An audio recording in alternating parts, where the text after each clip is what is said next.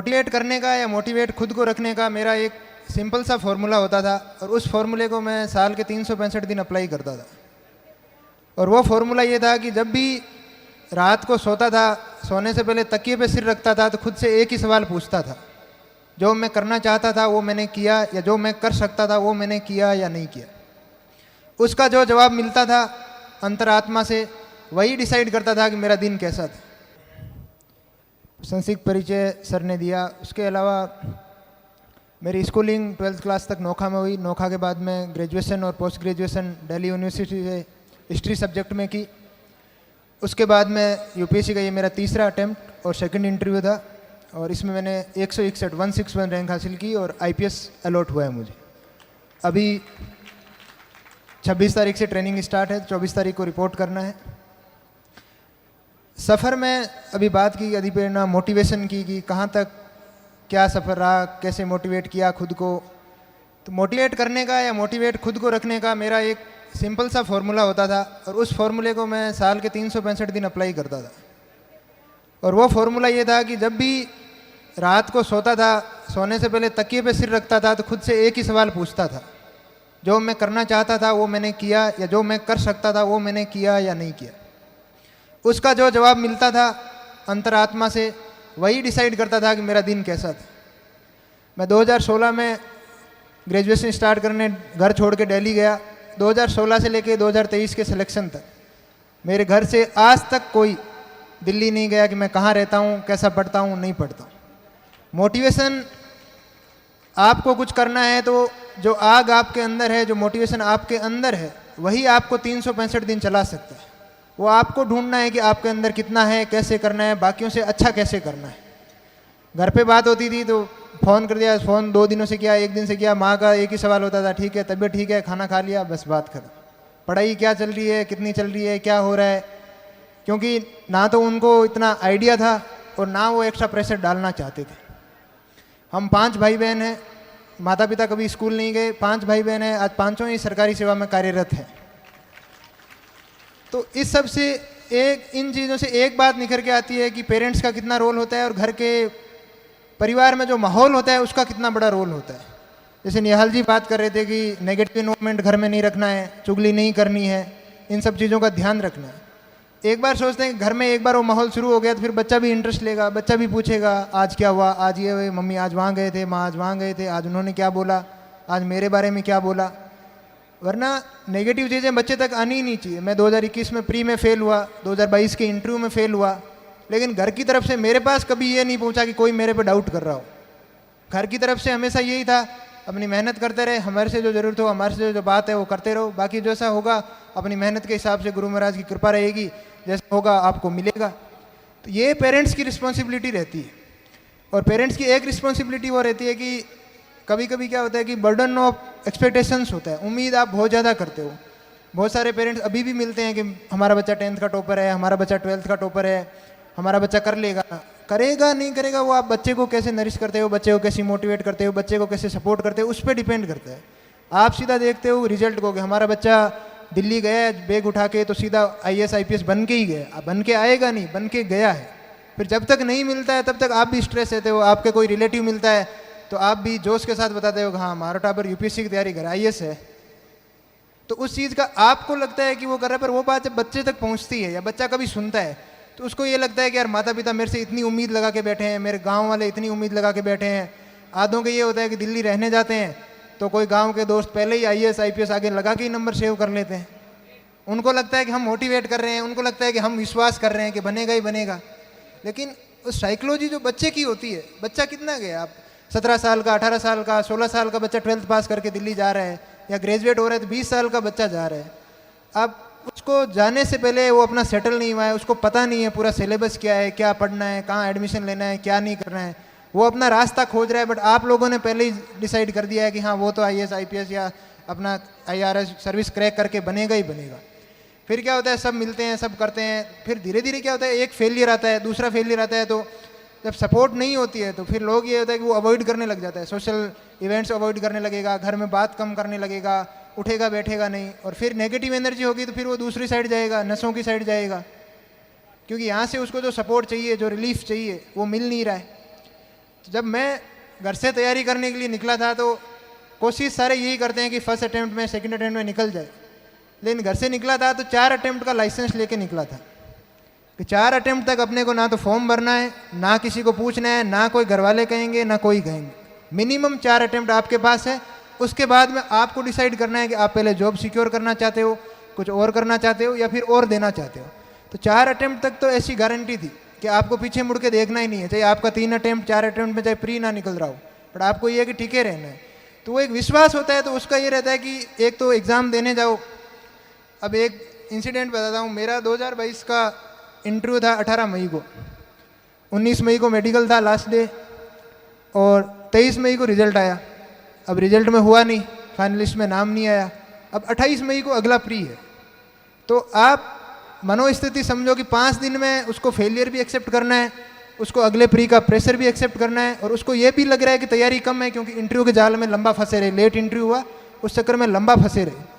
तो उस टाइम में अगर उस पर दिमाग में एक बार भी फियर ऑफ फेलियर आ गया कि यार मेरा नहीं हुआ तो क्या, और वो फियर ऑफ फेलियर किससे आएगा? जो उसके क्लोज हैं, जो उसके दोस्त हैं, जो उसकी फैमिली है, जो उसका परिवार है, माता पिता है, उनसे आएगा कि यार तेरा हुआ नहीं, अब क्या होगा, प्री नहीं हुआ तो। क्योंकि आप सीधा देख रहे हो 2 साल का गैप पड़ रहा है, एक आपका इंटरव्यू दिया नहीं हुआ, एक अगले प्री में नहीं हुआ।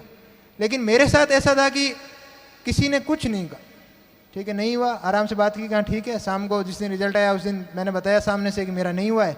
शाम को एक बार माँ ने फ़ोन करके पूछा ठीक है खाना खा लिया, बात खत्म। क्योंकि पता है अगला प्री आ रहा है, अपने आप बच्चा, उसको पता ही है सब कुछ, उसको करना ही है। तो उन्होंने एक बार भी ये जाहिर नहीं किया कि हाँ कि फेल हुआ है, कि उन्होंने लगने ही नहीं दिया कि फेल हुआ है। बात भी हुई तो ये हुई कि ठीक है इस बार इंटरव्यू तक गया, कोशिश करो अगली बार पूरा जाए। तो ये जो रोल आप सभी लोग जो बैठे हो, ये पहले आपको इसलिए बताया है क्योंकि आपकी जिम्मेदारी बड़ी है। आप फाइनेंशियल दे रहे हो, आप इमोशनल सपोर्ट कर रहे हो, आप बच्चे को भेज रहे हो, बच्चे का मन कितना ही हो। और जैसे समृद्धल फाउंडेशन काम कर रही है, जैसे दिल्ली में हो रहा है, उसके अलावा भी आप मान के चलो कि यूपीएससी एक ऐसी तैयारी है जिसमें आर्थिक धन लगता है। ये फैक्ट है और इस फैक्ट को सबको कबूल कर लेना चाहिए।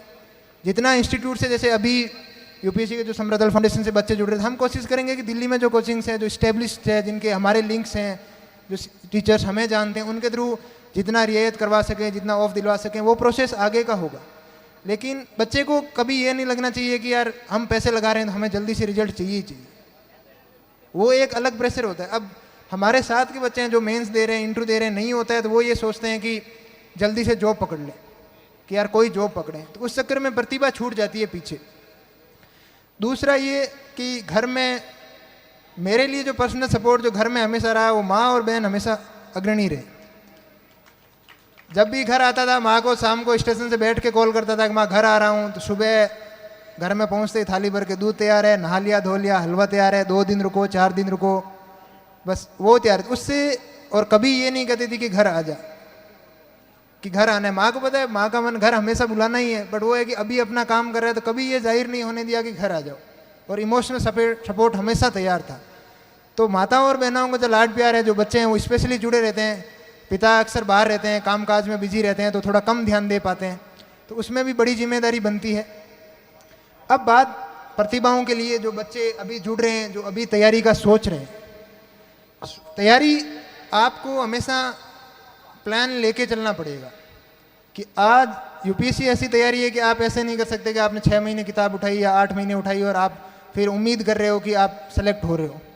इसमें आपको टाइम लगेगा, और आपको टाइम लगने का मतलब ये है कि आपको हर दिन मोटिवेट रहना पड़ेगा। आपको वही बोरिंग रूटीन है, आप किसी की बर्थडे पार्टीज़ में नहीं जा रहे हो, आप कोई शादी में नहीं जा रहे हो, आप घर नहीं आ रहे हो, आप वहीं जुड़े हुए हो, वहीं किताब पे लगे हुए हो। आपको पता है कि बाहर न्यू ईयर की पार्टी चल रही है, पर आपको पता है कि मेरा आज का काम पूरा नहीं हुआ है, तो मुझे वो मेरा काम करना है। आज किसी दोस्त का बर्थडे है, आपको पता है कि आप जाओगे तो इधर मिस हो जाएगा, तो वो सब सेक्रीफाइस आपको करने हैं। और जो इन सेक्रीफाइस को करने के लिए जो तैयार रहता है, वही फ़र्क रहता है कि आप एक एवरेज स्टूडेंट में और एक सिलेक्शन होने वाले स्टूडेंट में इसी चीज़ का फ़र्क रहता है कि आप कितना सेक्रीफाइस करते हो। क्योंकि जैसा कि निहाल जी ने बताया कि मेधावी छात्र, पोटेंशियल, इतना टैलेंटेड कितने ही हो, जो आपको नंबर ऑफ आवर्स बैठना है, जितना आपको हार्डवर्क करना है, वो करना ही पड़ेगा। आप ठोकर खा के कर सकते हो या इनिशियली स्टार्ट में कर सकते हो, तो आपको जल्दी सफलता मिलेगी, दूसरे प्रेशर आएंगे नहीं।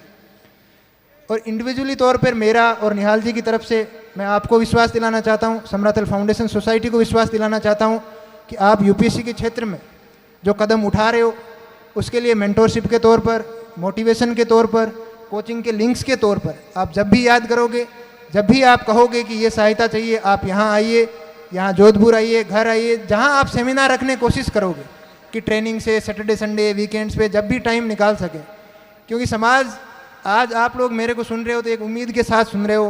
पहले सुने प्रेम सुख जी ने बहुत अच्छा नेतृत्व किया इतने साल, अब भी कंटिन्यू कर रहे हैं।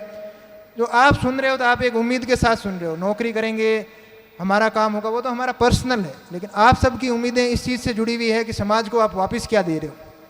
समाज को वापस देने के नाम पे ये है कि हम समाज से जुड़े रहेंगे। समाज में जो छात्र छात्राएं जो पोटेंशियल जो आगे जो कर रहे हैं, हम चाहते हैं कि ज़्यादा से ज़्यादा उनको सपोर्ट कर सकें, उनको मोटिवेट कर सकें। और एक पर्सनल लक्ष्य ये रहता है कि हाँ, नए सेलेक्ट होते हैं तो कंधों पे भार ज़्यादा रहता है कि सर गाइड करो, सर गाइड करो। तो अगले साल जस्ट 2-4 और हो जाएं तो हमारे कंधों से भी भार उतरे, ताकि सर्विस में भी कृष्ण कुमार जी की तरह सर्विस में भी उतना ही अच्छा कर पाएँ। तो ऐसी जिम्मेदारी है। समराथल फाउंडेशन जैसा कि अभी आप सबने देखा, हम सब ने देखा, इतना अच्छा काम कर रही है और एक मॉडल बन चुका है। यूपीएससी में भी आप हमेशा ध्यान रखोगे तो एक जैन समाज का बहुत अच्छा मॉडल चलता है, जामिया मिलिया इस्लामिया का बहुत अच्छा मॉडल चलता है। उनका सक्सेस होने का यही है कि एक चेन बन गई है, हर साल 5, 10, 15 सिलेक्शन निकल रहे हैं, फिर दूसरे आ रहे हैं, फिर निकल रहे हैं, फिर दूसरे आ रहे हैं। तो वही मॉडल यहाँ करना है कि जैसा एम्स में किया है, जैसा नीट में किया है, वैसा ही आरएस में करते जाएँ, वैसा ही यूपीएससी में करते जाएँ, क्योंकि टैलेंट की कोई कमी नहीं है। यहाँ जितने लोग जोधपुर से मुझे मिलते हैं, साथ में तैयारी वाले मिलते हैं, कोई थोड़ा लेट है, कोई कम है, लेकिन मेहनत हमेशा वही 12 घंटे 14 घंटे बैठना, डिसिप्लिन के साथ बैठना और एकदम सिंसियर होकर बैठना, मेहनत करने में कोई कमी नहीं है। दूसरी बात, जो समराथल फाउंडेशन नशे के नाम पे जो बात कर रहे थे कि नशा बढ़ रहा है, जब बाहर रहते थे तो हम सोचते थे दिल्ली में या कोई मेडिकल कॉलेजेस में नशा होता है तो हम वहाँ की बात सुनते थे तो कह रहे यार यहाँ इतना नशा है। अब पिछले 3-4 महीनों से कंटिन्यूस नोखा में हूँ, बीकानेर हूँ, आसपास के क्षेत्रों में है, तो ऐसी ऐसी खबरें मिलती है, ऐसा ऐसा सुनते हैं। जब समाज में बैठते हैं, जब बात होती है, तब पता चलता है कि नशे का किस हद तक नशा आगे बढ़ चुका है। तो उस चीज़ पर भी आप सबकी जिम्मेदारी है, जो गार्ड में बैठते हैं, जो चौक चौराहे पे बैठते हैं, ताश भली खेलो पर 2 नज़र पीछे भी रखो, कौन आ रहा है, कौन जा रहा है, कौन सा बच्चा किस गतिविधि में जा रहा है, तो वो सब। और घर में पेरेंट्स को आप अपने दिल पर हाथ रख के खुद से पूछ लेना। हर माँ बाप को पता होता है अपना बच्चा कितना अच्छा है, कितना बुरा है, क्या कर रहा है, क्या नहीं कर रहा है। कोई बहुत रेयर केस होगा जिसमें पता नहीं होगा माँ बाप को कि हमारा बच्चा क्या कर रहा है। अगर नहीं पता है तो आपकी गलती है, और पता है तो अगर आप गलत हो, नहीं सुधार रहे हो, तो भी आपकी गलती है। तो उसी जिम्मेदारी के साथ आगे बढ़िए। और मेरी तरफ से और निहाल जी की तरफ से मैं पहले ही कह चुका हूँ, जब भी आप कहोगे, जब भी हमारी तरफ से जो भी हम बच्चों के लिए स्पेशली जो भी नई जनरेशन आ रही है, जो नई कड़ी हम जितना जोड़ पाएंगे उसके लिए हमेशा तत्पर रहेंगे, समराथल फाउंडेशन के लिए तत्पर रहेंगे। और आप सबका आशीर्वाद और प्यार ऐसे ही बना रहे। बहुत बहुत धन्यवाद।